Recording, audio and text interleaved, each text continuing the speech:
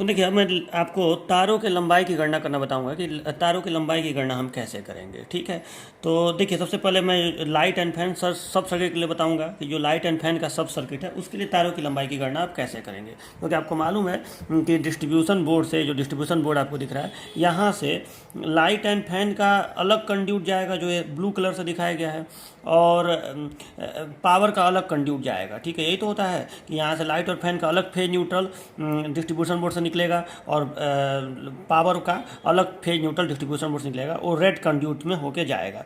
ठीक है, तो चलो अब ये हो गया। अब देखिए, अच्छा थोड़ा सा मैं ये जो लेआउट है इसमें मैं ये जो सिंबल है, ये भी सिंबल हम लोग प्रयोग करते हैं इसके लिए, पावर सॉकेट के लिए। तो ये सिंबल मैंने चेंज कर दिया, ये भी सिंबल हम लोग प्रयोग करते हैं। यहाँ मैंने इसका मतलब बता दिया, इस तरह का सिंबल होता है। ठीक है, ऐसे करके ऐसे करके ऐसे करके ऐसे कर दिया जाता है, तो ये भी पावर सॉकेट का सिंबल होता है। तो अच्छा लगता है ये भी। ठीक है, तो यहाँ पर मैंने ये बना दिया है। ठीक है, तो ये लेआउट मैंने दोबारा मैंने बनाया है ताकि और थोड़ा सा अच्छा ये लेआउट बन जाए, साफ़ सुथरा। ठीक है, तो आप इसको देख लीजिएगा। तो चलिए, तो अब इसी लेआउट से देखते हुए हम लोग ये निकालेंगे। तो देखिए, सबसे पहले मैं क्या कर रहा हूँ कि यहाँ लिखा हूँ लोकेशन, फिर लिखा हूँ फेज वायर, और फिर लिखा हूँ न्यूट्रल वायर। ठीक है, मतलब फेज वायर की भी लंबाई की गणना करूँगा और न्यूट्रल वायर की भी करूँगा। ठीक है, और अब देखिए, इसी डायग्राम को देखते हुए आपको ये समझना पड़ेगा। तो सबसे पहले लोकेशन में मैं लिखूंगा डिस्ट्रीब्यूशन बोर्ड से। देखो, डिस्ट्रीब्यूशन बोर्ड से ऐसे तार निकलेगा। डिस्ट्रीब्यूशन बोर्ड तो नीचे से बताया हूँ ना, दीवार फ्लोर से 1.5 मीटर ऊपर रहेगा। तो अब जाहिर सी बात है, डिस्ट्रीब्यूशन बोर्ड, जैसे मान लो कि ये दीवार है, ये दीवार का एलिवेशन है, यहाँ पे डिस्ट्रीब्यूशन बोर्ड है। ठीक, ये 1.5 मीटर ऐसे ऊपर है।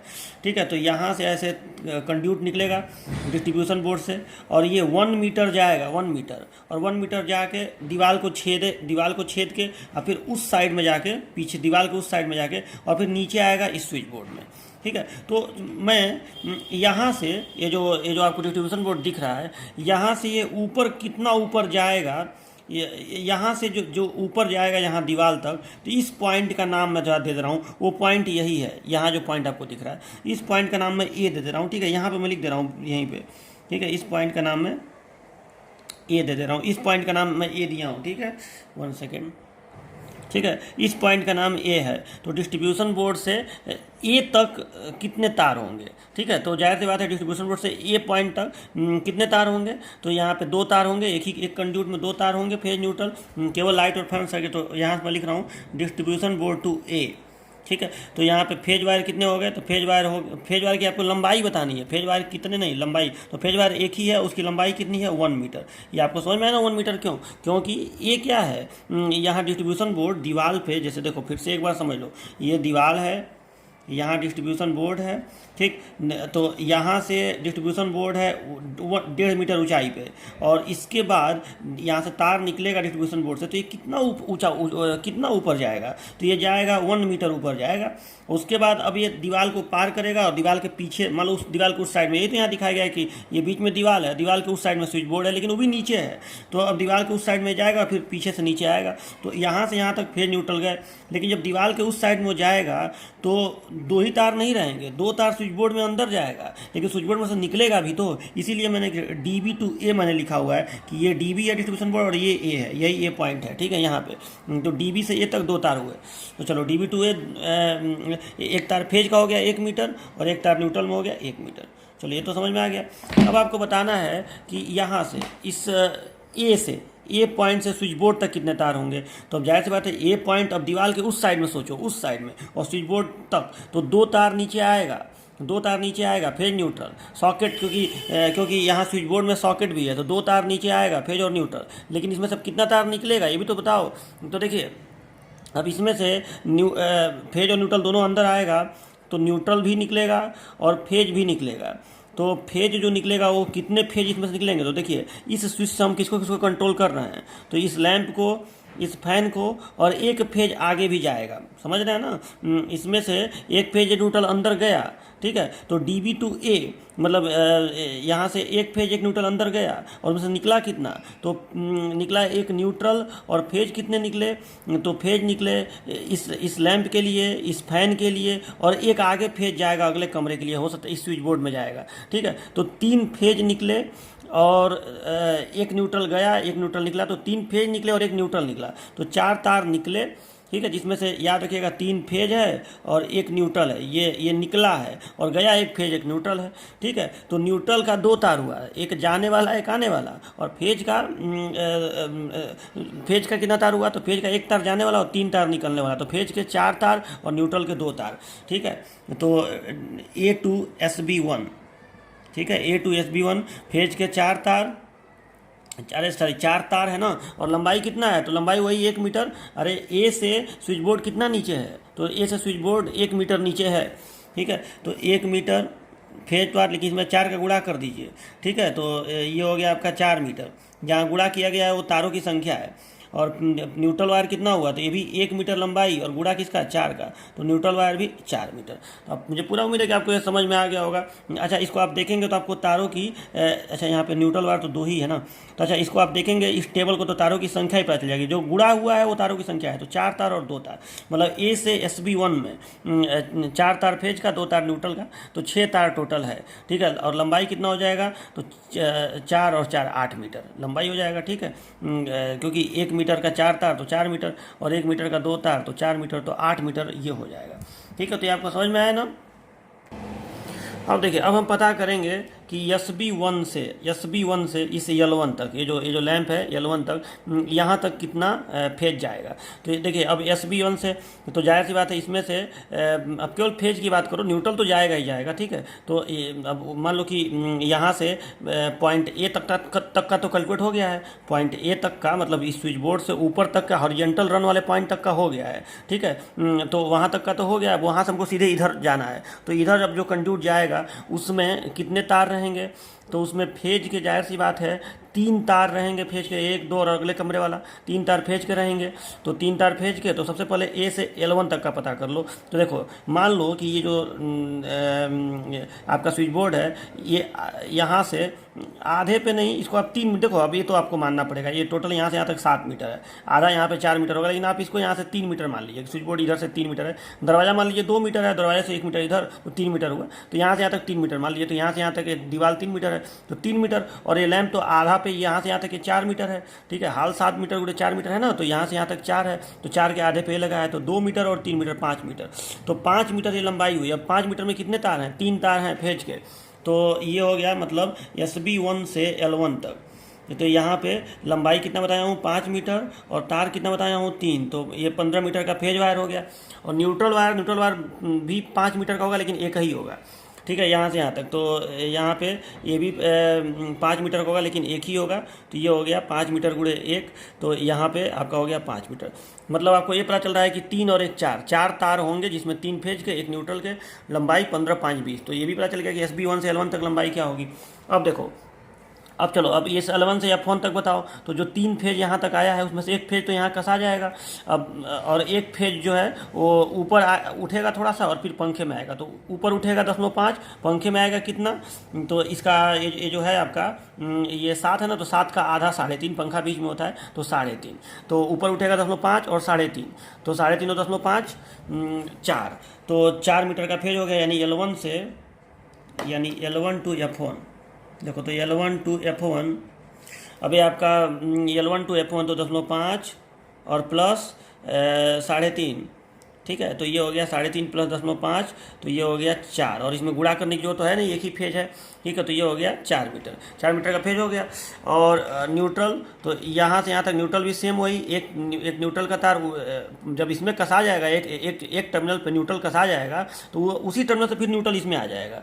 ठीक है, जबकि फेज का तो अलग अलग तार आया ही है, तो अब न्यूट्रल का तो कसा जाएगा, न्यूट्रल का वहीं का है, तो वही न्यूट्रल का भी होगा 10.5 और प्लस 3.5, और ये हो गया 4 मीटर। न्यूट्रल का भी 4 मीटर हो गया, गुणा करने की जरूरत यहाँ नहीं है। चलो, तो अब हमारा यहाँ F1 तक का काम हो गया। अब यहाँ पे देखो, अब न्यूट्रल को हम लोग जब लैंप में कसे हैं, तो लैंप में कस के इधर भी भेजे हैं और लैंप में कस के उधर भी भेजेंगे। और फेज का मैं आपको बताया हूँ कि यहाँ से 3 तार निकला था, 1 तार यहाँ चला गया, ठीक है, और 1 तार इधर चला गया, और अभी 1 तार और फेज का बचा हुआ है, और न्यूट्रल तो कस के हम लोग यहाँ से निकाल ही लेंगे।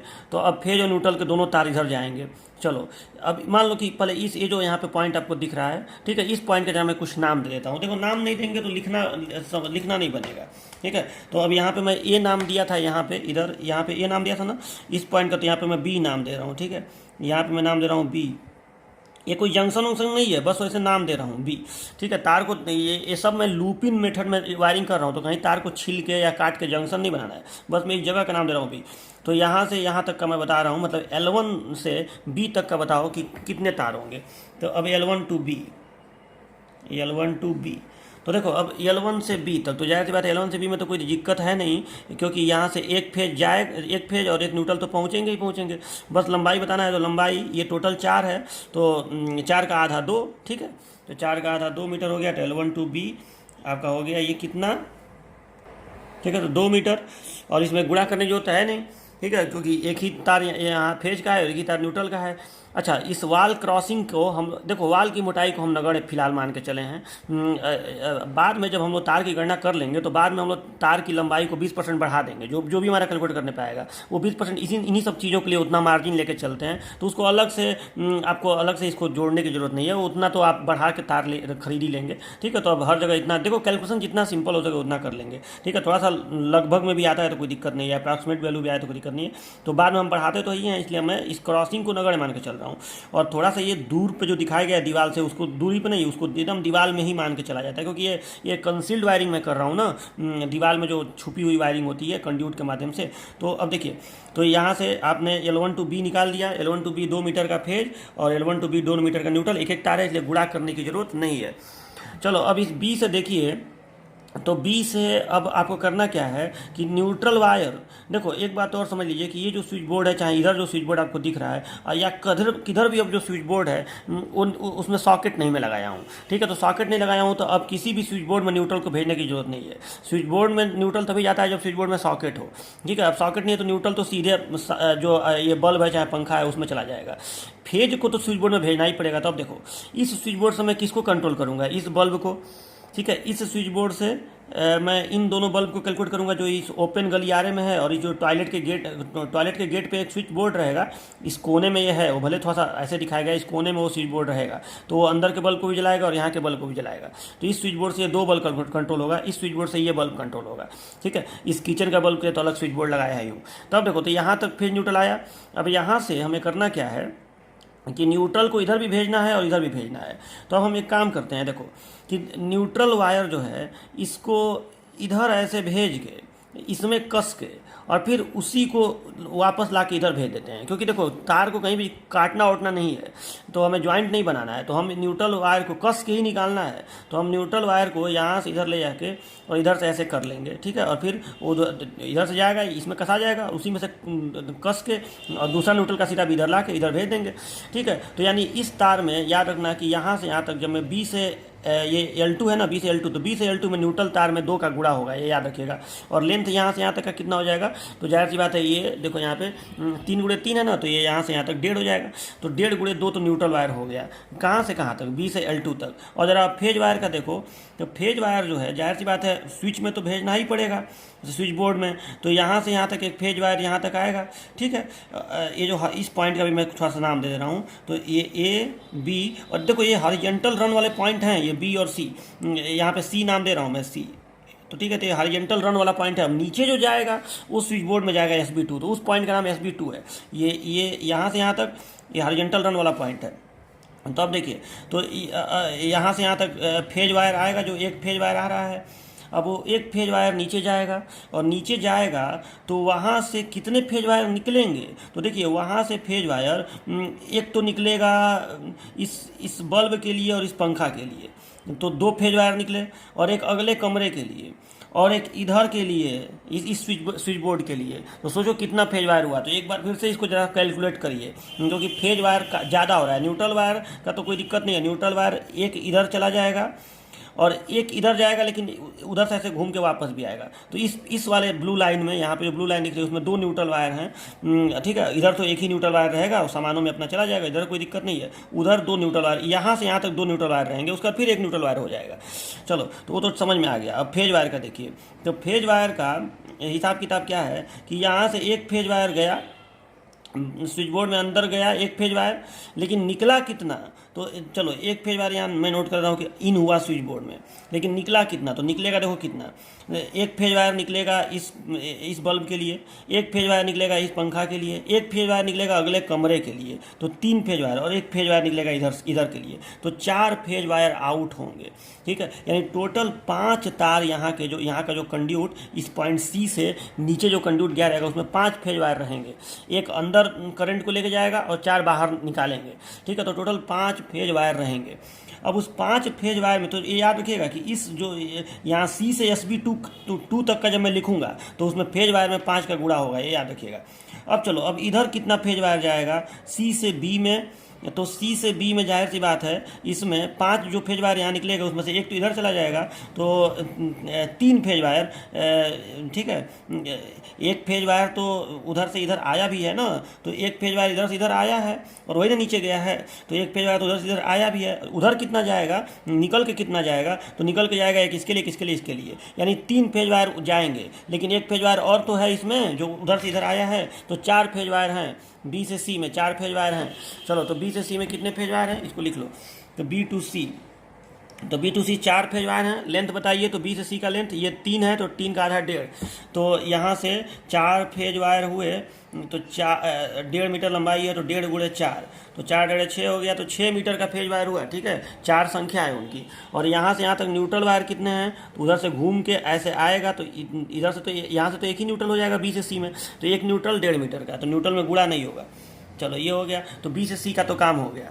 अब यहाँ देखिए, बी से सी का हो गया, अब बी से L2 का देखिए, तो बी टू L2, तो बी से L2 में, यहाँ बी से L2 में कितने फेज वायर जाएंगे, तो बी से L2 में, चलो पहले न्यूट्रल का लिख लेते हैं, तो बी से यहाँ तक की लंबाई है 1.5 ही है ना ये भी, तो 1.5 गुणे 2 न्यूट्रल वायर हो गया, तो यहाँ न्यूट्रल में भी गुणा हो रहा है, देखिए 1.5 गुणे 2, तो 3 मीटर का न्यूट्रल वायर हो गया। और बी से L2 में फेज वायर कितना है, तो बी से L2 में फेज वायर है, तो देखिए यहाँ से एक फेज वायर गया था अंदर जाके, 3 फेज वायर इधर निकले थे, एक फेज वायर उधर निकल गया था। ठीक है, अब यहाँ से 3 फेज वायर, मैंने इसमें टोटल 4 थे, एक जाने वाला और 3 आने वाला, तो उसमें से जो 3 है वो 3 फेज वायर अब इधर जाएगा। ठीक है, तो मतलब बी से L2 तक 3 फेज वायर रहेंगे, तो बी से L2 तक 3 फेज वायर, लंबाई 1.5, तो 1.5 गुणे 3, तो 3 1.5 4.5, तो 4.5 मीटर का ये फेज वायर हो गया। चलो, अब हम L2 तक पहुंच गए। अब L2 से आगे इधर चला जाए, नहीं तो इधर देखो, या तो अब C से आप इधर कैलकुलेट कर लीजिए, नहीं तो C से इधर कैलकुलेट कर लीजिए। तो मैं किधर का कैलकुलेट कर लूँ, तो चलो पहले इधर ही का कर लेता हूँ, इधर का काम पहले कर लेता हूँ। ठीक है, तो चलो, अब C से मैं इधर से जो C हॉरिजॉन्टल रन वाला पॉइंट है, देखो C से SB2 तक का कैलकुलेट हो गया है, जो C से नीचे जाएगा। ठीक है, अब C से इधर आना है, तो C से इधर एक फेज वायर है और एक न्यूट्रल वायर है, तो अब देखिए, तो एक फेज वायर, और वो फेज वायर तो सीधे पहले स्विच बोर्ड में जाएगा ताकि इन दोनों बल्बों को कंट्रोल कर सके। ठीक है, तो फेज वायर तो सीधे स्विच बोर्ड में जाएगा। अच्छा, ये जो हॉरिजॉन्टल रन वाला पॉइंट है, देखो बल्ब तो हॉरिजॉन्टल रन वाले पॉइंट पे ही लगा रहता है, लेकिन यहाँ से जो स्विच बोर्ड दिखाया गया है वो नीचे जाएगा, तो यहाँ पे जो पॉइंट है इसका नाम मैं दे रहा हूँ D।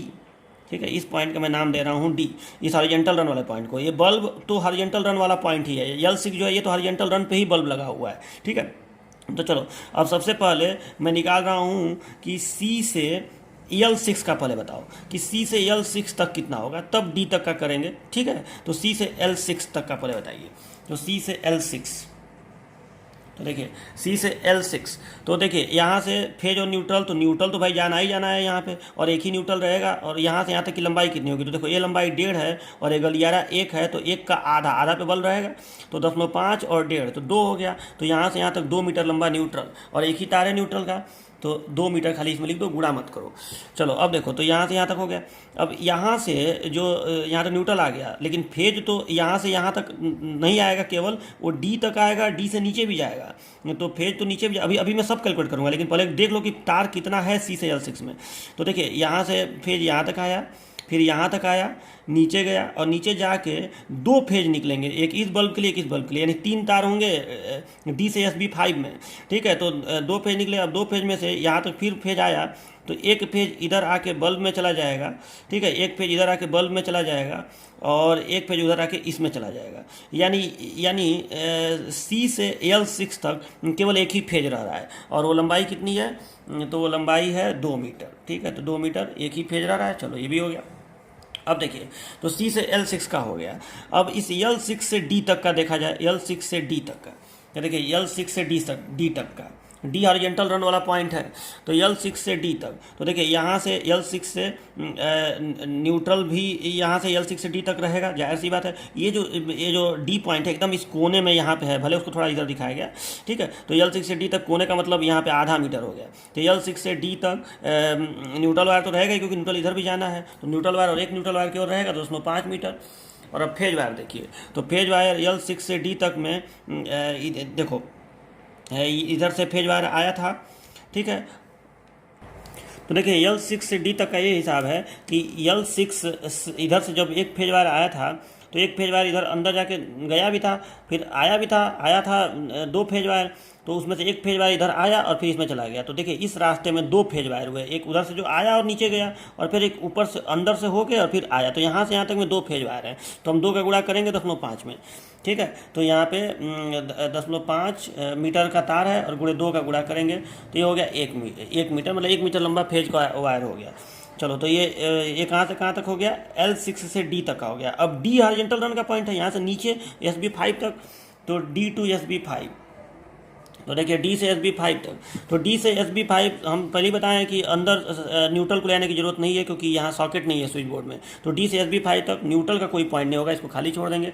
लेकिन फेज का पॉइंट तो है, और फेज के तार तो हैं, कितने हैं, तो देखिए यहाँ पे अंदर गया है 1 तार और बाहर निकला है 2 तार, तो 3 तार हैं D से SB5 तक। और लंबाई कितना है, तो वर्टिकल ड्रॉप है, यहाँ पे वर्टिकल ड्रॉप 1 मीटर का होता है, क्योंकि मैंने एजम्पशन जो लिया है 1.5 मीटर का लिया है, और फ्लोर पूरा हाइट 3 मीटर है, सब समझाया हूँ आपको।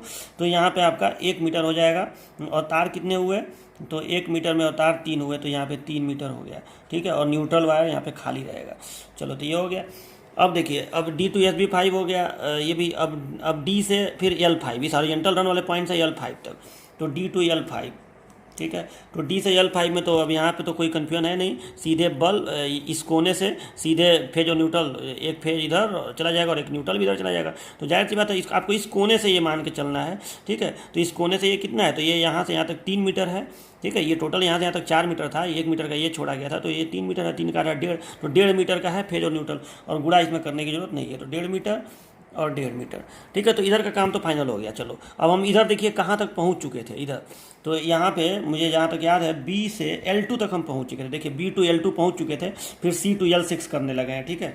हम लोग इस B से L2 तक पहुँच चुके थे, उसके बाद C से L6 पे इधर आ गए हैं, ठीक है। तो L2 से फिर शुरू करते हैं। अब L2 तक मैं आपको बताया हूँ कि हमारा फेज और न्यूट्रल दोनों यहाँ तक आ चुका था। L2 से F2 निकाले थे कि नहीं, L2 से F2 भी नहीं निकालना है। चलो, तो यानी हमारा 3 फेज यहाँ तक आया, ठीक है। बताया होता ना कि 3 फेज यहाँ तक आया, एक इस बल्ब के लिए, एक इस पंखे के लिए, और एक उधर के लिए। और न्यूट्रल तो एक ही यहाँ तक, मतलब इधर से ऐसे न्यूट्रल आया था, फिर कर्स के इधर चला गया, ठीक है। तो न्यूट्रल तो इसको मिल चुका है L2 तक। अब हम L2 और फेज भी मिल चुका है, L2 तक का फेज भी हम निकाल चुके हैं। B से L2 तक का तो निकाल ही चुके हैं सारा चीज़, देखो B से L2 तक का, ठीक है। अब L2 से पहले F2 निकाल लो। तो देखो L2 से L2 to F2, तो देखो L2 to F2, ये आपका यहाँ पे L2 to F2 कहाँ गया, L2 to F2, तो यहाँ पे उठेगा तार फेज वाला और न्यूट्रल वाला भी उठेगा, दोनों उठेंगे और इसमें चले जाएंगे। तो और एक ही फेज एक ही न्यूट्रल जाएगा इसमें, तो ये 5.5 और ये यहाँ से यहाँ तक 1.5, ठीक है। तो 5 और 1.5 2 हो गया,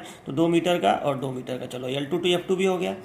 अब L2 to F2 होने के बाद हम लोग निकालेंगे कि यहाँ L2 से अब इधर कितना जाएगा। तो L2 से इधर देखिए, यहाँ देखिए, तो L2 से L2 हॉरिजॉन्टल रन वाला पॉइंट है, तो यहाँ से इस जगह तक पहले निकाल लेते हैं। इसका ज़्यादा सा नाम दे देते हैं कि, या एक काम करते हैं, नहीं चलो यहाँ पे नाम दे ही दो तो अच्छा रहेगा, इस जगह का नाम दे दो। तो ABCD हो गया था, तो यहाँ पे E देते हैं। तो हम पहले L2 से E का निकाल दे रहे हैं, तो L2 to E। चलो, तो L2 to E देखिए, तो L2 से E तक सीधी बात है, एक फेज एक न्यूट्रल यहाँ तक पहुँचा, ठीक है। तो और लंबाई बस देख लो, तो यहाँ से 1.5 मीटर, टोटल ये 3 मीटर है, तो यहाँ से यहाँ तक 1.5 मीटर, तो 1.5 मीटर का फेज और 1.5 मीटर का न्यूट्रल। चलो, अब देखिए, अब E से पहले हम लोग स्विच बोर्ड में देख ले रहे हैं कि स्विच बोर्ड में क्या है। तो स्विच बोर्ड में न्यूट्रल तो जाएगा नहीं, E से SB3, तो E to SB3। तो अब देखिए ई से SB3, इधर न्यूट्रल तो जाएगा नहीं, तो न्यूट्रल तो एकदम खाली रहेगा, यहाँ पे न्यूट्रल नहीं जाएगा। अब देखो इधर फेज वायर SB3 में, इधर ई से SB3 में फेज तो न्यूट्रल तो जाएगा नहीं, फेज जाएगा। फेज देखिए एक तार गया तो याद रखिए एक इन करने वाला तार हुआ, लेकिन अभी ये ऊपर तक रहा ना, ये अभी तो स्विच बोर्ड तो नीचे जाता है ना, तो ये यहाँ से यहाँ तक जाएगा, यहाँ एक ऊपर वाला पॉइंट होगा हॉरिजॉन्टल रन वाला पॉइंट, और वहाँ से ड्रॉप होगा। तो यहाँ से यहाँ तक का लेंथ आपको पता चलना चाहिए, तो लेंथ कितना हो जाएगा, तो ये यहाँ से यहाँ तक 1.5 और 1.5 के बाद नीचे 1, यानी 2.5 मीटर का लेंथ हुआ। ठीक है, 2.5 मीटर का लेंथ हुआ। और अब तार सोचो, पर लेंथ तो हो गया कि इस SB3 का लेंथ 2.5 मीटर है, और केवल फेज वायर है यहाँ पे। और फेज वायर कितने होंगे, तो एक फेज वायर गया और निकलेगा कितना, तो निकलेगा यहाँ से एक फेज वायर निकलेगा जो इस बल्ब को कंट्रोल करेगा। ठीक है, बाकी कोई फेज वायर और एक फेज वायर अगले कमरे के लिए, यानी 2 फेज वायर निकलेंगे। तो ई से SB3 तक 3 फेज वायर हो गए। ठीक है, एक फेज वायर अंदर गया, फिर 2 फेज वायर निकले यहाँ तक आए, फिर उधर जाएंगे, तो मतलब इस रास्ते में तो 3 फेज वायर हुए ना, तो 3 गुणे, और लेंथ में कितना बताया था 3.5 ना, तो लेंथ हो गया 3.5, तो 3.5 गुणे 3। ठीक है, चलो तो ये हो गया था दोस्तों 5 मीटर। ठीक है, अब हम लोग यहाँ से ई से SB3 तक का कैलकुलेट हो गया।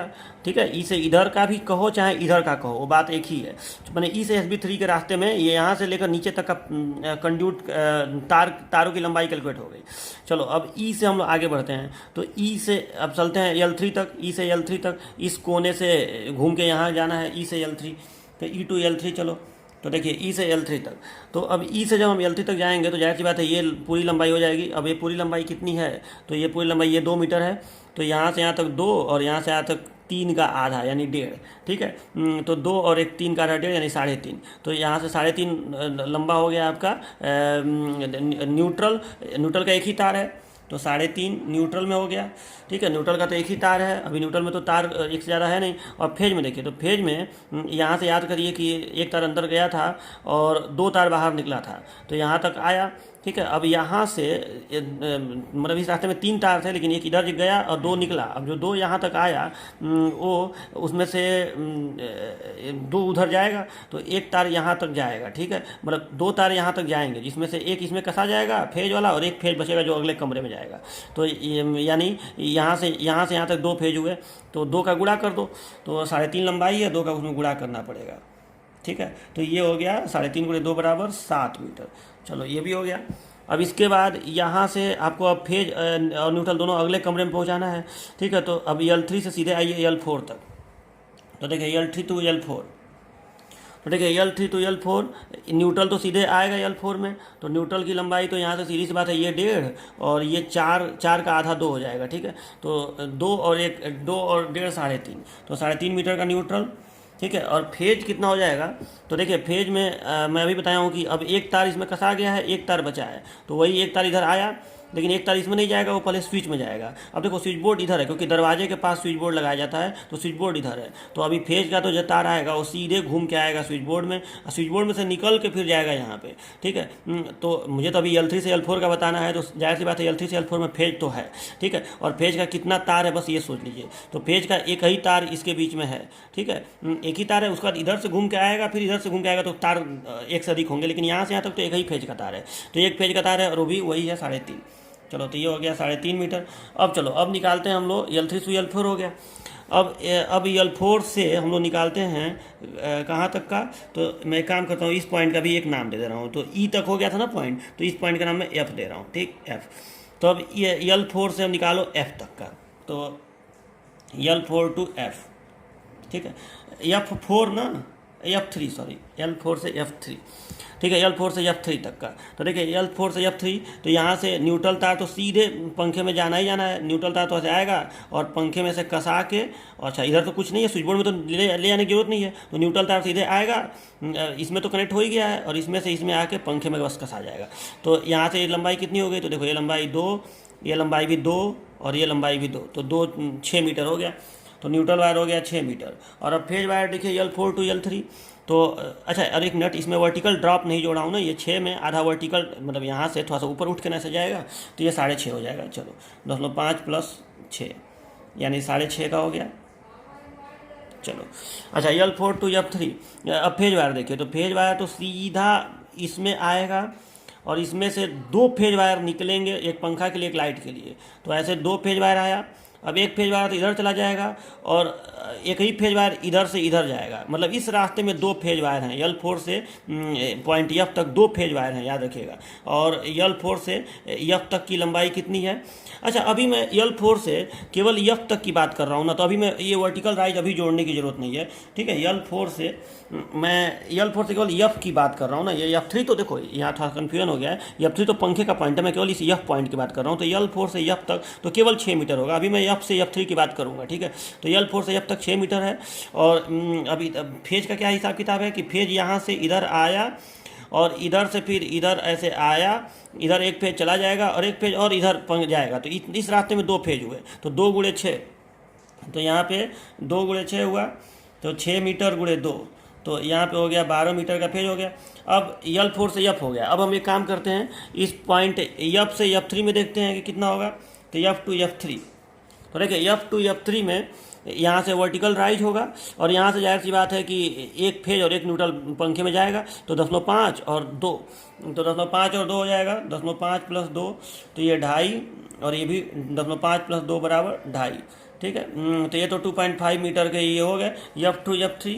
अब देखिए, अब यहाँ पे F2 F3 हो गया। अब F से केवल हमें एक फेज की बात यहाँ करनी है, तो जाहिर सी बात है, मैं अभी बताया हूँ आपको कि इधर से जो फेज आ रहा था, इधर से जो फेज आ रहा था वो फेज इधर आया था, ठीक है। तो एक फेज यहाँ आया था और दो फेज यहाँ से यहाँ तक निकले थे, और एक फेज पंखे में चला गया था और एक फेज बल्ब में गया था। तो मैंने इस रास्ते में F से SB4 में दो फेज हैं, तो F2 SB4, F2 SB4 और यही लास्ट है। तो देखिए F से SB4 में, तो F से SB4 में यहाँ से दो फेज हैं इसमें, वो तो याद रखिएगा। न्यूट्रल तो इसमें है नहीं, न्यूट्रल का खाली कर दीजिए, न्यूट्रल नहीं है।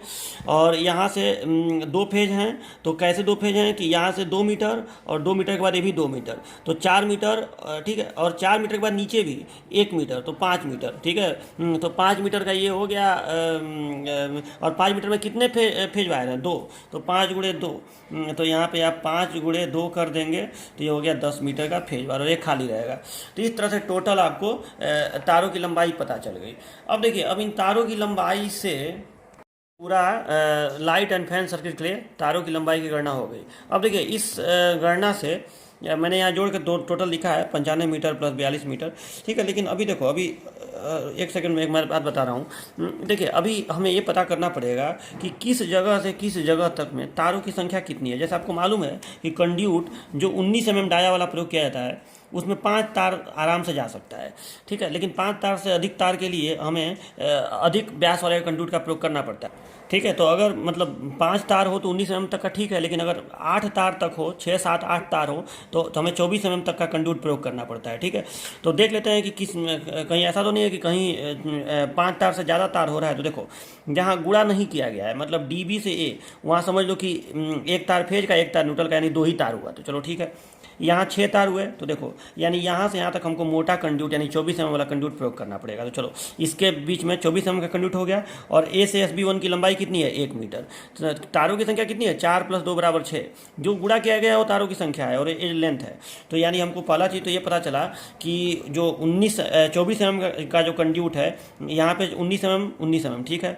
यानी 1 मीटर का 19 mm का कंड्यूट इसके बीच के लिए काफ़ी है। लेकिन इसके बीच के लिए ये जो 1 मीटर का लेंथ है A से SB1 के लिए, इसके लिए 24 mm वाला कंड्यूट किया, जो कि तारों की संख्या 4 2 6 हो गई। चलो, यहाँ तारों की संख्या 3 1 4 हुई, ठीक है, यहाँ नहीं चाहिए। यहाँ तारों की संख्या देखो, यहाँ गुणा नहीं किया गया है ना, यानी तार एक एक है दोनों में, तो 2 ही तार हुआ। यहाँ भी गुणा नहीं है, यहाँ इसमें 4 का गुणा है लेकिन इसमें गुणा नहीं है, यानी 4 1 5 तार हो गया। तो ठीक है, 5 तार तक तो जा ही सकता है 19 mm वाले से। यहाँ 3 का गुणा है, यहाँ 2 का गुणा, यानी 5 तार, ठीक है। ये भी ठीक है। यहाँ 2 है, यहाँ 1 तार है, तो ये भी ठीक है। यहाँ 3 है, यहाँ तो है ही नहीं, तो सही है। यहाँ 1 1 तार है, सही है। यहाँ भी नहीं है। अब यहाँ देखो, यहाँ भी 1 1 तार है, यहाँ भी 3 तार है, यहाँ 2 तार। अच्छा, मुझे ऐसा लग रहा है कि 3.5 ठीक है। ये भी 2 तार और यहाँ 1 ही तार है, ठीक है। यहाँ ये 6 था, ठीक है, 6 मीटर था। यहाँ गुणा वुणा नहीं करना था, मुझे याद है, ये केवल न्यूट्रल वाला था 6 मीटर, ठीक है। तो चलो, ये भी हो गया। और यहाँ पे भी गुणा नहीं करना है और यहाँ पे भी ये खाली है। यानी मुझे ये पता चला, आप देखिए, तो केवल A से SB1 के बीच में यहाँ 4 2 6 तार हो रहा है। यानी हमें ये पता चला कि 4 मीटर का टोटल हमें 1 मीटर का जो 24 mm वाला हमें कंड्यूट चाहिए। 1 मीटर का हमें 24 mm वाला कंड्यूट चाहिए। अब बाकी जितना, इस 1 मीटर को आप घटा दीजिए, मैंने हटा दीजिए, तो बाकी ये सब आप जोड़ दीजिए।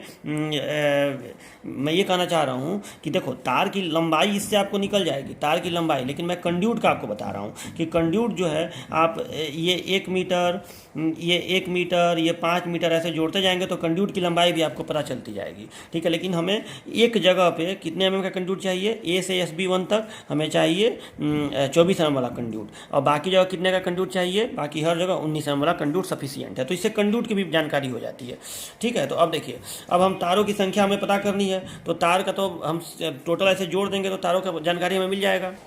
तो देखिए ये टोटल तारों का आया 95 मीटर और 42 मीटर, ठीक है। तो इसको हम टोटल कर देंगे 95 और 42, और उसमें 20% एक्स्ट्रा जोड़ देंगे तो हमें पूरी जानकारी हो जाएगी कि हमें कितना लंबा तार चाहिए। तो देखिए यहाँ पे मैं यहाँ पे कर रहा हूँ, टोटल लेंथ ऑफ वायर हो गया 137 मीटर, 95 और 42 मैंने जोड़ दिया ये वाला, ठीक है। ये मैंने जोड़ दिया 95 और 42, और इसको मैं 20% और एक्स्ट्रा बढ़ा रहा हूँ तो लगभग 161 मीटर के करीब में आ रहा है। मतलब इतना लंबा मुझे तार चाहिए 161 मीटर का। और ये कौन सा तार चाहिए, मैं आपको बताया था, ये तार हमें चाहिए 1.5 मिलीमीटर स्क्वायर वाला कंडक्टर, ठीक है। इसके लिए हम लोग प्रयोग करेंगे, इसके लिए हम लोग प्रयोग कौन सा कंडक्टर करेंगे, 1.5 करंट रेटिंग निकाले थे ना हम लोग, तो उसके हिसाब से 1.5 mm स्क्वायर वाला एल्युमिनियम कंडक्टर चाहिए। मतलब length of 1.5 mm square aluminium conductor जो हम लोग लाइट एंड फैन सर्किट में इस्तेमाल करेंगे, वो लेंथ, उसका तार का लंबाई कितना हो गया, तो उसके तार का लंबाई हो गया 161 मीटर, ठीक है। ये हमें पता चल गया। चलो ये तो निकल गया हमारा कि हमारा length of 1.5 millimetre square aluminium conductor जो है 163 मीटर हमको चाहिए लाइट एंड फैन सर्किट के लिए। अब देखिए पावर सर्किट के लिए हम लोग निकालेंगे, फॉर पावर, यहाँ पे पावर सब सर्किट हम लोग लिखते हैं, ठीक है। ये सब सर्किट का आता है जो डिस्ट्रीब्यूशन बोर्ड से निकलता है। तो पावर सब सर्किट के लिए देखिए क्या होगा, तो इसके लिए अब हम लोग लेंथ ऑफ, जैसे यहाँ से अब हम लोग अलग कंड्यूट निकालेंगे ना डिस्ट्रीब्यूशन बोर्ड से पावर वायरिंग के लिए, और उसको मैं यहाँ रेड वायर से दिखाया हूँ, रेड लाइन से। तो फॉर पावर सब सर्किट मैं पहले लेंथ ऑफ फेज वायर निकाल रहा हूँ कि फेज वायर की लंबाई कितनी होगी। तो देखिए लेंथ ऑफ फेज वायर, तो यहाँ देखिए इसको मैं निकाल रहा हूँ। तो अब देखिए यहाँ से डिस्ट्रीब्यूशन बोर्ड से एक कंड्यूट ऐसे निकलेगा जिसमें एक फेज और एक न्यूट्रल तार होंगे, ठीक है। एक तो लाइट एंड फैन वाला कंड्यूट था, और एक होगा आपका इसका पावर वाला। तो उसका फेज न्यूट्रल जो निकलेगा ऊपर आएगा, ऊपर कितना आएगा, ऊपर आएगा वो 1 मीटर। तो 1 मीटर तो पहले यहाँ पे नोट रखो, और इसमें एक ही तार है, एक फेज है, एक न्यूट्रल भी होगा। तो एक तार ऊपर आया फेज का, फिर वो ऊपर आया, दीवार पार किया, तो दीवार पार किया, उस दीवार के क्रॉसिंग को तो नगण्य मानेंगे, वो तो बाद में मार्जिन में उतना ऐड हो जाता है, ठीक है। अब ये आया तो अब नीचे नहीं जाएगा इस स्विच बोर्ड में, क्योंकि ये स्विच बोर्ड जो है वो तो लाइट एंड फैन का है, तो सीधा आएगा और सीधा हॉरिजॉन्टल रन के थ्रू सीधा दीवार पार करेगा, और हॉरिजॉन्टल रन के थ्रू ये सीधा पहुँचेगा इस सॉकेट तक, ठीक है। तो हम सीधे यहाँ से लेकर यहाँ तक का लेंथ निकाल देते हैं, ठीक है। तो ये लेंथ कितना हो जाएगा, इसमें एक फेज तार दौड़ रहा है, तो ये लेंथ देखिए यहाँ से यहाँ तक 3, ये टोटल लेंथ 9, ठीक है, और 9 3 12, तो ये 12 हो गया टोटल लेंथ। तो 1 + 12। और अब देखिए यहाँ से यहाँ पे सॉकेट है ना, तो ये नीचे फिर यहाँ पे वर्टिकल ड्रॉप होगा 1 मीटर का, और फेज वायर नीचे जाएगा, सॉकेट में कसा जाएगा, और फिर सॉकेट में से कसा के फिर ऊपर आएगा। यानी इतने दूर में जहाँ वर्टिकल ड्रॉप हो रहा है वहाँ 2 तार रहेगा और 1 मीटर का। तो यहाँ पे 1 मीटर का लेंथ है, गुणे 2 कर दीजिए, क्योंकि 2 तार है उतने दूर में। और फिर प्लस अब यहाँ पे फिर हॉरिजॉन्टल रन तक जो तार आया वो तार इधर आया, ये इस कोने में ही आप मान के चलिए उतना मार्जिन में ऐड हो जाएगा, तो ये इधर आया, और फिर यहाँ से ये 2 मीटर इधर आया, क्योंकि टोटल 4 है, मैं बीच में मान के चला हूँ कि ये पावर सॉकेट है। तो यहाँ से 2 मीटर, और फिर नीचे गया फेज वायर, अब एक फेज वायर इधर आ रहा है, और वो आया तो 2 मीटर इधर, और फिर नीचे गया और सॉकेट में चला गया, तो नीचे कितना गया 1 मीटर, यानी 3 मीटर का ये हो गया। तो ये हो गया total length of phase wire. तो 12 1 ये हो गया, 12 1 13, 13 2 15, 15 3 18।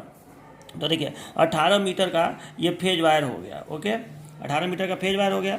और अब न्यूट्रल वायर का लेंथ देखिए, लेंथ ऑफ न्यूट्रल वायर, तो देखिए लेंथ ऑफ न्यूट्रल वायर भी सेम होगा, एकदम सेम टू सेम। यहाँ से 1 मीटर, फिर यहाँ से ये, और फिर यहाँ से ये 9 मीटर, ठीक है, 9 3 12 हो गया, ठीक है। तो 1 + 12 ये हो गया, ठीक। और फिर 1 मीटर ड्रॉप हुआ, और ड्रॉप होने के बाद फिर न्यूट्रल ऊपर आया, तो 1 × 2 करना पड़ेगा यहाँ पे, ठीक है। और फिर यहाँ से न्यूट्रल वायर इधर आके इधर इसमें चला गया, तो यहाँ 2 मीटर ये और फिर ड्रॉप, तो यानी 3 मीटर का ये हो गया। तो 12 एक 13, 13 दो 15 और 3 18, तो 18 मीटर का न्यूट्रल वायर भी हुआ। लेंथ मैंने थोड़ा सा गड़बड़ लिख दिया है, जैसे ये यहाँ से यहाँ तक 3, फिर 9 और 9 3 12, तो 3 + 9 और +3 तो 15 हो गया ये लेंथ।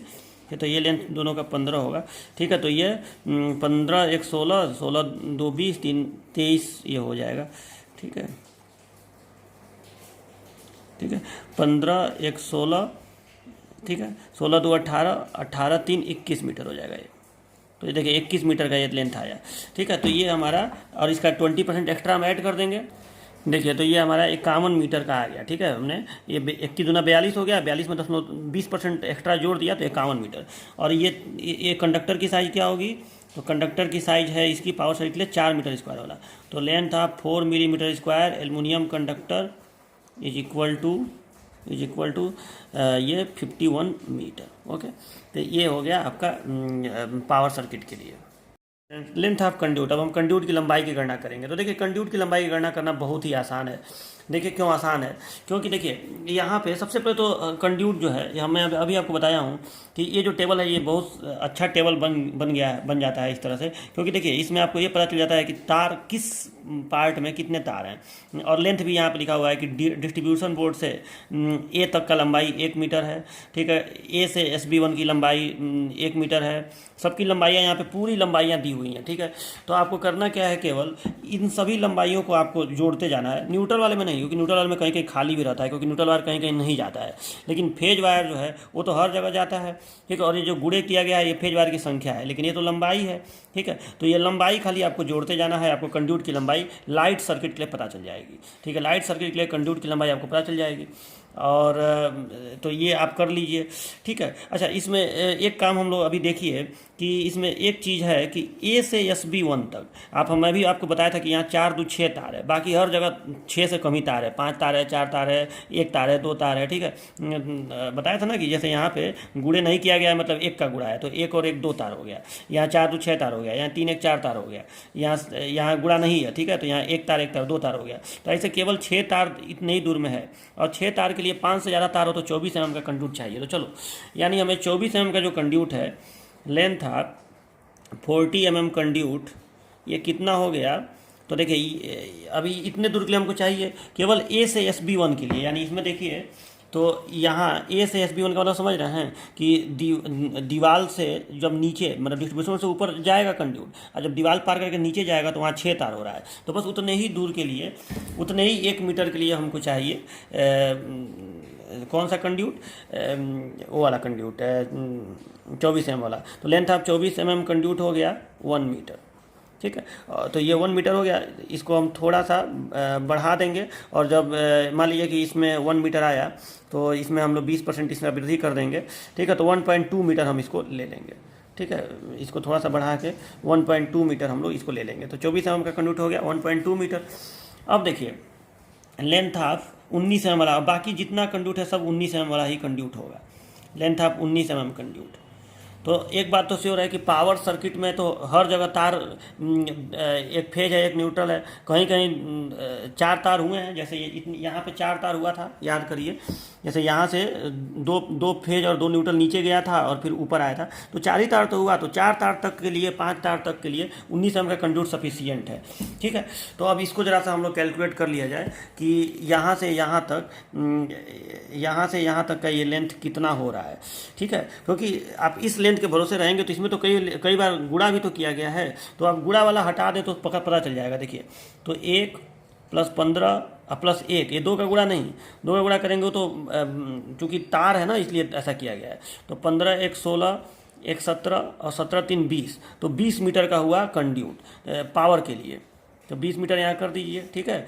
1 + 15 + 1 + 3, ठीक है। तो 15 1 16, 16 1 17 3 20 मीटर का कंड्यूट पावर के लिए हो गया, ठीक है। 19 mm वाला चाहिए। और अब इसके लिए कैसे निकालेंगे, लाइट एंड फैन के लिए तो आपको केवल ये करना है, इस फेज वायर वाले पार्ट में न्यूट्रल में मत चलिए, क्योंकि न्यूट्रल में कहीं कहीं खाली भी है, ठीक है।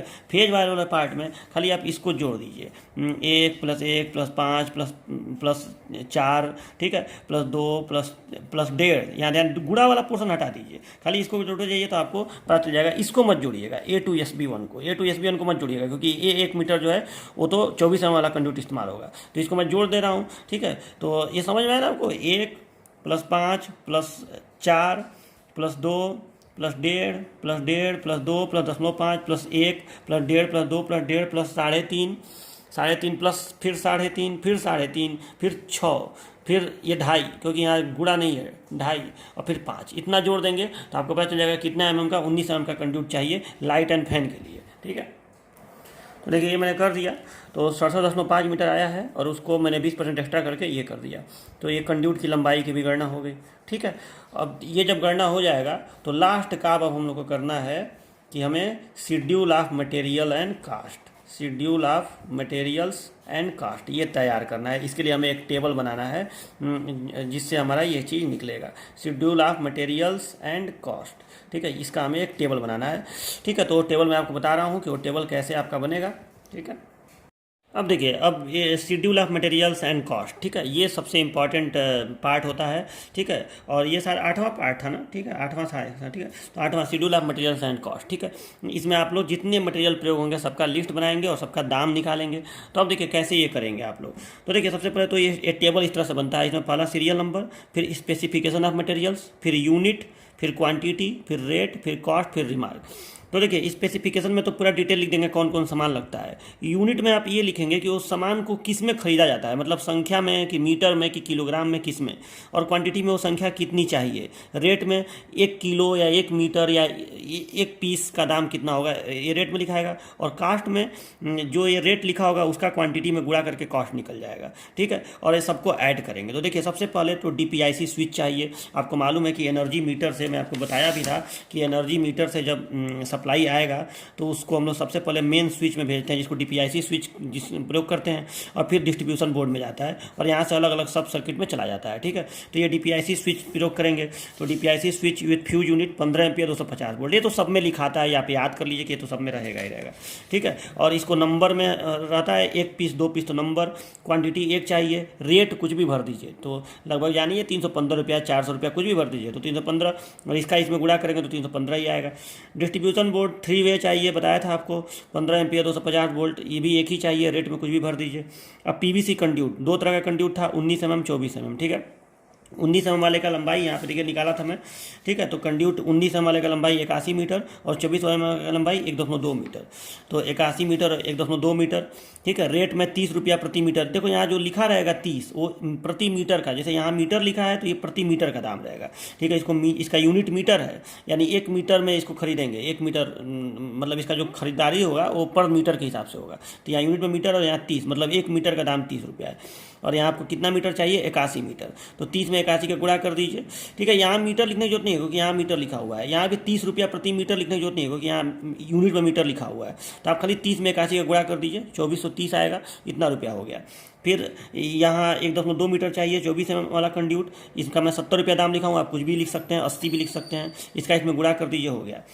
एल्युमिनियम कंडक्टर इतने मिलीमीटर स्क्वायर वाला चाहिए, 1.5 मिलीमीटर स्क्वायर वाला, 163 मीटर निकाला था ना मैं, देखिए यहाँ पे निकाला था 163 मीटर चाहिए, ठीक है, लाइट एंड फैन सर्किट के लिए।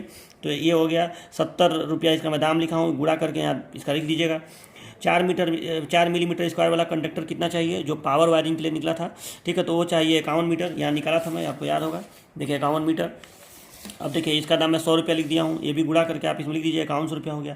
अच्छा, ये मैं नया एक कंडक्टर क्यों प्रयोग किया हूँ, तो अब देखिए आपको मालूम है कि मीटर से डिस्ट्रीब्यूशन बोर्ड तक भी तो कनेक्शन रहेगा। डिस्ट्रीब्यूशन बोर्ड से तो आप निकाल लिए कि हाँ लाइट एंड फैन सर्किट का इतना मीटर आया, 163 मीटर, इसका आया 51 मीटर, ये सब तो आप निकाल लिए डिस्ट्रीब्यूशन बोर्ड से जो वायरिंग हो रहा है। लेकिन यहाँ से यहाँ तक भी तो कुछ तार जाएगा, जैसे ये है, तो ये डिस्ट्रीब्यूशन बोर्ड, सीधे डिस्ट्रीब्यूशन बोर्ड में तो सप्लाई आता नहीं है, पोल से पहले मीटर में आता है, तो मीटर तक का तो हमको टेंशन नहीं है, वो तो बिजली विभाग की प्रॉपर्टी होती है। लेकिन मीटर से डिस्ट्रीब्यूशन बोर्ड तक जो ये मेन स्विच से होके आ रहा है, वहाँ तक भी तो कुछ तार लगेगा ना, और वो तार काफ़ी हैवी रेटिंग का होगा। ठीक है, तो आप क्या करिएगा, जो करंट रेटिंग इसका था और जो करंट रेटिंग इसका था, उन दोनों को जोड़ दीजिएगा, तो आपको पता चलेगा कि टोटल कितना करंट फ्लो होगा, मीटर से और डिस्ट्रीब्यूशन बोर्ड तक के तार में कितना करंट फ्लो होगा। तो उसके रेटिंग के हिसाब से, थोड़ा जाहिर सी बात है अधिक क्रॉस सेक्शन हाईवे करेगा यहाँ पे, तो मैं 6 मिलीमीटर स्क्वायर का एल्युमिनियम कंडक्टर लिया हूँ रेटिंग के हिसाब से। पहले मैं आपको पढ़ाया हूँ ना कि दोनों का करंट रेटिंग कितना है, उन दोनों को आप जोड़ दीजिएगा, तो आपको, और इसके लिए जो टेबल होता है कि इतने करंट रेटिंग के लिए इतना स्क्वायर का आपको चाहिए, तो 6 मिलीमीटर स्क्वायर का एल्युमिनियम कंडक्टर। अब इसका लेंथ होने से मतलब नहीं है, देखो अब पता नहीं एनर्जी मीटर यहाँ से कितनी दूरी पर होगा, तो लगभग 10 मीटर में मान लिया हूँ। ठीक है, वो लमसम है आइडिया। ठीक है, तो 10 मीटर का मैं यहाँ पे ले लिया, 6 मिलीमीटर स्क्वायर का कंडक्टर 10 मीटर, 180 रुपया दाम दे दिया, तो 1800 रुपया हो गया। उसके बाद देखिए स्विच बोर्ड, तो स्विच बोर्ड आप इसमें गिन लीजिए कितना स्विच बोर्ड है। तो switch board 1 2 3 4 5 switch board light and fan circuit का है, और 2 स्विच बोर्ड पावर सर्किट का है। ठीक है, तो मैं अलग अलग साइज का 5 एम्पियर का साइज मैं ये दे रहा हूँ। ठीक है, switch board with backlight cover 10 centimetre 10 centimetre, और 15 एम्पियर का मैं साइज दिया हूँ 10 सेंटीमीटर गुणे 18 सेंटीमीटर। यहाँ पे नंबर लिखा है, इसके लिए 5 है, इसके लिए 2 है। ठीक है, जंक्शन बास, पीवीसी कंड्यूट जंक्शन बास, तो जंक्शन बास तो देखिए कई जगह पीवीसी कंड्यूट एक ही बार में तो आप खरीद नहीं लेंगे, कई जगह उसको जोड़ना पड़ता है, तो उसको आप अंदाज से 20 ठे ले लीजिए, लगभग उसमें 12-15 जगह जोड़ना पड़ेगा पाइपों को, तो 20 ठे ले लीजिए, उससे कोई ज़्यादा मतलब नहीं है। ठीक है, चलिए अब पीवीसी बेंड देखिए, तो बेंड भी देखिए यहाँ पे दोनों कंड्यूट का बेंडिंग होगा, यहाँ पे एक यल बेंड लगाना पड़ेगा, यहाँ पे भी बेंड होगा। ठीक है, यहाँ पे भी बेंड होगा, तो ऐसे आप जोड़ेंगे तो 15-20 जगह बेंडिंग होगी, तो लगभग अंदाज से आप पीवीसी बेंड भी 20 ठे खरीद लीजिए। अब देखिए लैंप होल्डर, तो लैंप आपको मालूम है L1 से L6 तक है 5 एम्पियर के, तो आपको 6 लैंप होल्डर चाहिए ही चाहिए, तो 6 ठे लैंप होल्डर हो गया। सीलिंग रोज, जितना पंखा हो उतना सीलिंग रोज लगा दीजिए। ठीक है, तो 3 पंखा है तो 3 सीलिंग रोज लगा दिया मैं।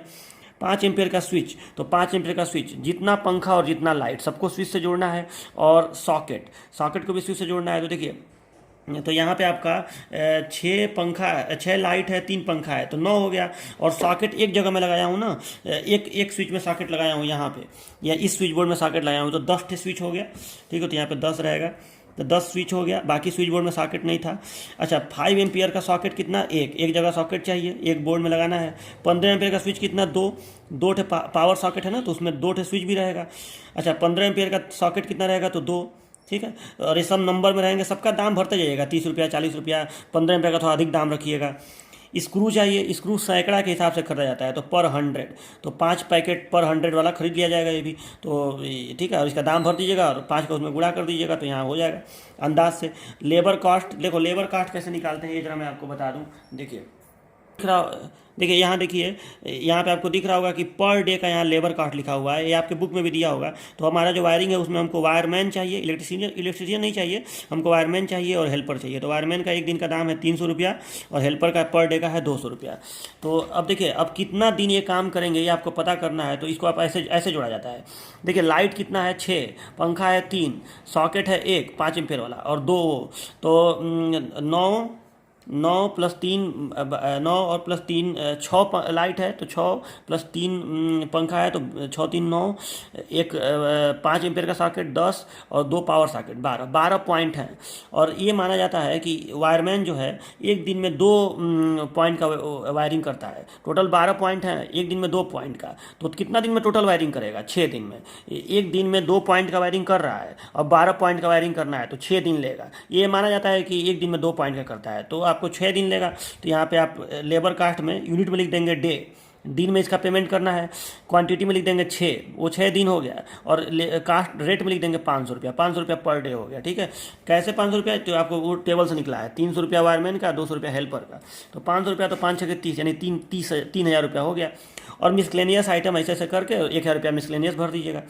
अब देखिए, अब आप भाई सब गुणा कर दीजिएगा, यहाँ पे रेट भर के, और इतना तो खुद करिएगा, यहाँ रेट भर के और कॉस्ट इसमें इसका गुणा करके कॉस्ट निकाल लीजिएगा। तो ये पूरा टेबल आप बनाइएगा, ठीक है। और लास्ट में इन सबको टोटल कर दीजिएगा, कॉस्ट वाले को टोटल करिएगा। 10% कॉन्टीजेंसी, मतलब जो यहाँ पे आएगा, मान लो यहाँ पे आ गया मान लो आ गया 20,000 रुपया, तो 20,000 का 10% निकाल के उसमें जोड़ दीजिएगा। ये अतिरिक्त खर्चे होते हैं, कॉन्टीजेंसी मैंने अतिरिक्त खर्चे, कुछ अतिरिक्त खर्चे भी होते हैं, जैसे चाय पानी का खर्च हो गया, और भी खर्चे होते हैं, तो कुछ अतिरिक्त खर्चे यहाँ पे लगते ही हैं काम कराने पर, तो ये अतिरिक्त खर्चे 10% जोड़ा जाता है। और इन दोनों को जोड़ के, मतलब यहाँ जो आएगा और जो 10% आएगा, उन दोनों को जोड़ के ये ग्रैंड टोटल यहाँ पे कर दीजिएगा, यही आपका हो जाएगा टोटल कॉस्ट ऑफ वायरिंग। तो ये पूरा टेबल आप मुझे बना के, और इतना काम खुद से करिएगा, और मुझे कमेंट करके आप लोग बताइएगा कि कितना मतलब आपका कॉस्ट आ रहा है, ठीक है। और करके और मुझे व्हाट्सअप ग्रुप में आप इसको सेंड करिएगा, ये आपको सबको करना है, ठीक है। तो करके इतना, और आपको व्हाट्सएप ग्रुप में सेंड करना है। और ये देखो, ये जो है आपका, इसको तो आप रट भी लीजिएगा, ये जो आपका पूरा बन रहा है, क्योंकि कई बार क्वेश्चन में ऐसे ही पूछा जाता है कि इंटरनल वायरिंग में प्रयोग होने वाले सामानों की सूची बनाइए, तो उसमें कोई डायमेंशन में कुछ नहीं दिया रहेगा, तो यही भर दीजिएगा, ठीक है। ऐसे ही कोई एक मतलब थोड़ा सा याद भी रखिएगा कि ये DPIC switch, distribution board, PVC conduit, aluminium conductor, ऐसे ऐसे ऐसे ऐसे जनरली प्रयोग होते हैं, ठीक है। तो ये आपका पूरा वायरिंग हो गया। तो मुझे पूरा उम्मीद है कि आपको ये अच्छे से समझ में आ गया होगा। ओके, ऐसे वायरिंग किया, ऐसे आपका पूरा एस्टिमेटिंग किया जाता है, एस्टिमेटिंग एंड कॉस्टिंग, ठीक है। तो मुझे पूरा उम्मीद है कि आपको ये समझ में आया होगा। अब देखिए, आपको इसको करना जरूर है, आप इसको करके और शुरू से लास्ट तक, ठीक है, खास करके ये लेआउट एकदम अच्छे से फर्स्ट क्लास बनाइए अपने कॉपी पे, और जैसे नंबर डाल के लिखवाया हूँ वो सब करके, और मुझे इस पूरे क्वेश्चन को करके मुझे व्हाट्सएप ग्रुप में आप भेजिए, तब मैं देखूँ कि आप लोग अच्छे से सब कर पा रहे हैं कि नहीं। तो ठीक है, थोड़ा सा ये कॉम्प्लिकेटेड टॉपिक है, लेकिन मैं पूरा कोशिश किया हूँ कि आपको अच्छे से एक्सप्लेन कर सकूँ। ये जो टेबल है, इसको आपको बनाना है, छोड़िएगा मत कुछ भी एग्जाम में, कुछ ना भी समझ में आए तो उसको भर दीजिएगा, ठीक है। ज़्यादा उसका हेडेक मत लीजिएगा कि अरे इतना हो गया, इतना इतना इतना ना चलता है इसमें, ठीक है। तो ऐसे पूरा करके और टेबल बना दीजिएगा। और अब चलिए, ठीक है, तो ठीक है, एक क्वेश्चन मैं आपको दे रहा हूँ, ये 2017 का क्वेश्चन है बीटी यूपी का, और ये भी 30 नंबर का क्वेश्चन है, ठीक है, 30 मार्क्स का। तो अब देखिए, इस क्वेश्चन का आपको करना है खुद से। तो देखिए, एक संस्था के परीक्षा हाल की साइज दिया है 15 मीटर गुणे 8 मीटर गुणे 4.5 मीटर। 15 मीटर लंबाई है, 8 मीटर चौड़ाई है, 4.5 मीटर ऊंचाई है। में ट्यूबलाइट तथा पंखे लगाने के लिए लेआउट का डिजाइन करिए तथा इसमें लगने वाले सामानों का आकलन करिए। मतलब लेआउट बनाना है और सामानों का आकलन मैंने वही एस्टीमेट बनाना है। तो मतलब पूरा एक तरह से आपको काम करना है। एस्टीमेट का मतलब ये हो गया कि आपको length of conduit, length of wire सब निकालना पड़ेगा, ठीक है। तो अब देखिए, मैंने लेआउट यहाँ पे आपको बना दिया हूँ, एक काम मैं आपका आसान कर दिया हूँ। तो देखिए, ये हो गया 15 मीटर, ये हो गया 8 मीटर, ठीक है। इसमें मैंने ये दिखाया है कि यहाँ ये दरवाज़ा है, यहाँ दरवाज़ा है, यहाँ डिस्ट्रीब्यूशन बोर्ड है, डिस्ट्रीब्यूशन बोर्ड से तार आया, ठीक है, ऐसे उठ के ऐसे अंदर आएगा, फिर नीचे आएगा। तो यहाँ 1 2 3 1 2 3 4 5 स्विच बोर्ड में दिखाया हूँ, ओके। 5 स्विच बोर्ड है, और उसके बाद हर स्विच बोर्ड के सीध में देखिए F1, ये ट्यूबलाइट T1 और ये पंखा F2। तो ऐसे मैंने करके ये दिखाया है, ये लेआउट मैंने बता दिया है। ये भी लंबाई देख लीजिए कि यहाँ से ये 2-2 मीटर पे लगाया हूँ, 2 मीटर पे पंखा, फिर 2 मीटर पे ट्यूबलाइट, फिर 2 मीटर पे पंखा, और फिर लास्ट में यहाँ 2 मीटर पे स्विच बोर्ड दीवार में रहेगा, ठीक है। सब में सॉकेट भी लगा दिया हूँ, और ये 3-3 मीटर पे लगाया हूँ, 3-3-3-3 पे, तो 15 मीटर ये हो गया। अब आपको बस इतना सा काम करना है कि इसका आपको सबसे पहले एस्टिमेट बनाना है। तो आप देखिए, इसमें आप क्या करिएगा कि इतने को एक सब सर्किट, इसमें पावर सर्किट तो है नहीं, लाइट ही सर्किट है, इसमें लाइट एंड फैन सर्किट ही है। तो इसको एक डिस्ट्रीब्यूशन बोर्ड से इसको एक सब सर्किट, मतलब एक सब सर्किट में लिखिएगा कि F1 T1 F2 F3 T2 F4, और ये SB1, ये कंट्रोल होंगे SB1 से। मतलब यहाँ से फेज न्यूट्रल वाला कंड्यूट ले आइएगा, और उस कंड्यूट से फेज न्यूट्रल को इसमें ले जाके, और फिर उसी के थ्रू इसको कंट्रोल करिएगा। फिर इस पूरे को एक से रखिएगा। मतलब यहाँ से फेज न्यूट्रल आएगा, तो फेज न्यूट्रल आके इसमें आएगा, और फिर इसके थ्रू होते हुए इसमें होते हुए पूरे में जाएगा। फिर अगले वाले को इस पे रखिएगा, इतने को एक सब सर्किट में, और इतने को एक सब सर्किट में, इन चारों को, ठीक है। तो इस तरह से आपका 3 सब सर्किट होगा, ठीक है। तो इन तीनों सब सर्किट का आप पूरा एस्टिमेट बनाएगा। मतलब डिस्ट्रीब्यूशन बोर्ड से 3 कंड्यूट चलेगा। अब यहाँ आप एक ही कंड्यूट दिखाएंगे, नहीं कि अब यहाँ से 3-3 लेके, लेआउट ऐसे ही रहेगा, लेकिन डिस्ट्रीब्यूशन बोर्ड से 3 कंड्यूट चलेगा। एक कंड्यूट में फेज न्यूट्रल होगा जो इसको कंट्रोल करेगा, मतलब वो फेज न्यूट्रल इसमें जाएगा, फिर उसका फेज जो है सब में, इन सब में जाएगा, ठीक है। फिर उसी में से एक फेज और न्यूट्रल इसमें भी आएगा, और उसमें से 3 स्विच जो होंगे ये इन तीनों को कंट्रोल करेंगे, समझ रहे हैं ना। मतलब एक ही सब सर्किट में ये पूरा रहेगा, लेकिन उसमें से ये तीनों कंट्रोल होंगे SB1 से, और ये तीनों कंट्रोल होंगे SB2 से, ठीक है। फिर ये तीनों कंट्रोल होंगे USB3 से, ये तीनों कंट्रोल होंगे USB4 से, सॉकेट भी है दोनों में, लेकिन ये पूरा एक सब सर्किट में होगा। मतलब इसमें जब फेज आएगा तो इसमें का फेज इसमें चला जाएगा और स्विच इसका अलग रहेगा, ठीक है, इसमें उसका स्विच रहेगा, ठीक है। लेकिन इसका जो फेज न्यूट्रल होगा वो सीधे डिस्ट्रीब्यूशन बोर्ड से आएगा, इसमें से इसमें आप मत दीजिएगा क्योंकि वो अलग सब सर्किट है, ये समझ लीजिएगा। इसका फेज न्यूट्रल अलग से आएगा, इसका फेज न्यूट्रल अलग से डिस्ट्रीब्यूशन बोर्ड से आएगा और इसका फेज न्यूट्रल अलग से आएगा, लेकिन इसका फेज न्यूट्रल इस बोर्ड में से आएगा, इसका फेज न्यूट्रल इस बोर्ड में से आएगा और इसका तो अलग से ही करेगा क्योंकि अलग सब सर्किट है। तो 3 सब सर्किट होगा, सब सर्किट 1, सब सर्किट 2, सब सर्किट 3।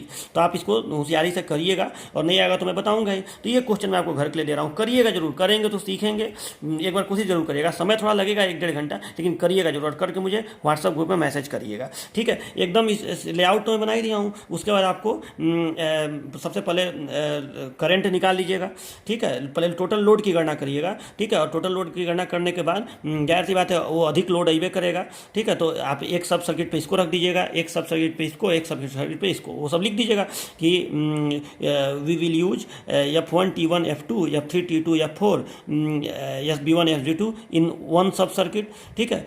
और ये भी लिख दीजिएगा कि F1 T F2 will be control by SB1, F3 T2 F4 control by SB2, ऐसे कर दीजिएगा। एक सब सर्किट में 2 कंट्रोल करने वाले स्विच रहेंगे, ये समझने वाली बात है। इसमें बहुत बच्चे गलती करते हैं, मतलब यहाँ से जो फेज न्यूट्रल आएगा इसमें आएगा और उसमें का फेज न्यूट्रल इसमें जो आया है वही इसमें पहुँचेगा, ठीक है। और इसमें का जो फेज होगा उसके थ्रू ये कंट्रोल होगा, इसमें के फेज के थ्रू ये कंट्रोल होगा, ये याद रखिएगा, ठीक है। उसके बाद इसका फेज न्यूट्रल इसमें से नहीं आएगा, ये गलती मत, इसका फेज न्यूट्रल यहाँ से सीधे आएगा, ये सब ध्यान रखिएगा, ठीक है। और उस फेज न्यूट्रल में से फेज न्यूट्रल इसमें जाएगा और उसमें जो फेज और इसमें का जो फेज न्यूट्रल होगा इसमें पहुँच जाएगा, इसमें का जो फेज न्यूट्रल होगा इसमें पहुँच जाएगा। अब इसका फेज न्यूट्रल इसमें नहीं आएगा, इसका सीधे यहाँ से आएगा। तो यही सब आपको ध्यान देना है और चलिए इसको करके मुझे दिखाइएगा। चलिए तो मिलते हैं नेक्स्ट लेक्चर में, इसको आपको लेकर के दिखाइए। तो मैं आपको अब ये तो चैप्टर आपका समाप्त हो गया, ठीक है, ये जो इंटरनल वायरिंग वाला चैप्टर है ये समाप्त हो गया। नेक्स्ट चैप्टर के साथ मिलेंगे नेक्स्ट क्लास में, इसको जरूर कर लीजिएगा अच्छे से।